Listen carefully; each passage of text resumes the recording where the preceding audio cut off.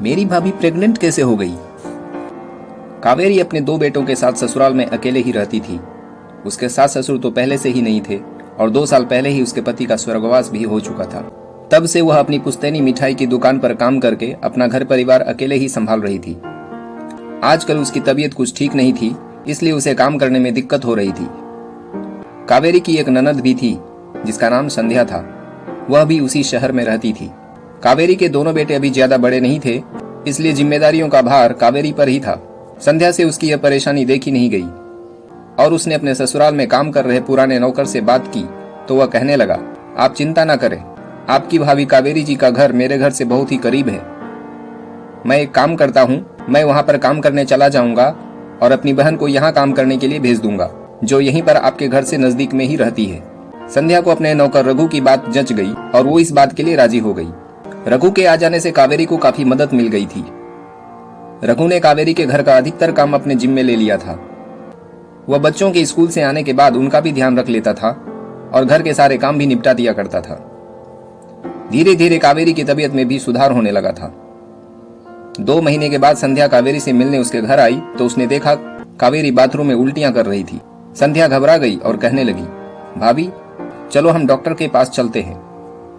कावेरी को भी उसके तबीयत में हो रहे अचानक से परिवर्तन को लेकर चिंता हुई और वह भी संध्या के साथ डॉक्टर के पास जाने को तैयार हो गई।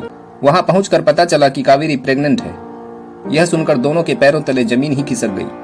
वहां पर तो संध्या कुछ नहीं बोली, लेकिन घर आते ही वह कावेरी पर बरस पड़ी और कहने लगी, भाभी भैया को गुजरे हुए 2 साल बीत गए हैं, तो आप प्रेग्नेंट कैसे हो गई? उसकी भाभी बस खामोशी से आंसू बहाए जा रही थी। उसे खुद भी पता नहीं था कि यह सब कैसे हो गया। उसे कोई जवाब देते नहीं बन रहा था। संध्या चिढ़ गई और दूसरे कमरे में चली गई। उसका सिर दर्द के मारे फटा जा रहा था। उसे समझ में नहीं आ रहा था कि उसकी इतने अच्छे चरित्र वाली भाभी आखिर ऐसी गलती कैसे कर बैठी। इधर कावेरी अपने कमरे में बैठी रो रही थी। देर रात गए घर का नौकर उसके कमरे में आया और उसने कहा, मैडम जी आप बहुत थकी हुई लग रही हैं, लीजिए यह जूस पी लीजिए।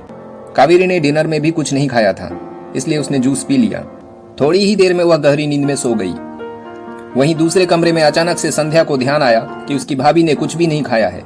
उसने देखा बच्चे सो चुके थे। अपना काम निपटा कर रघु भी जा चुका था। वह खाना लेकर कावेरी के कमरे के पास पहुंची। तभी उसे कावेरी के कमरे से कुछ आवाजें सुनाई दी।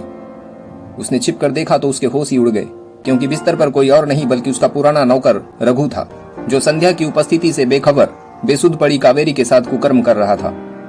यह दृश्य देखकर उसकी आंखें फटी की फटी रह गई। उसे समझ में आ गया कि इन सब में कावेरी की कोई गलती नहीं है, बल्कि घर के नौकर ने ही उसकी भाभी के साथ गलत किया था। उसने तुरंत वीडियो बनाई और पुलिस को फोन करके बुला लिया। पुलिस ने आते ही नौकर को गिरफ्तार कर लिया। नौकर को तो पता ही नहीं था कि आज घर में संध्या भी आई हुई थी, इसलिए वह हर रात की तरह आज भी कावेरी के कमरे में चला गया था। लेकिन आज की रात उस पर बहुत भारी पड़ चुकी थी और अब बाकी के मजे वो जेल की सलाखों के पीछे लेने वाला था। सुबह जब कावेरी को होश आया तो संध्या ने उसे सारी बातें बताई। कावेरी फूट फूट कर रो पड़ी। संध्या ने कहा, भाभी आप रोइए मत, इसमें आपकी कोई गलती नहीं है।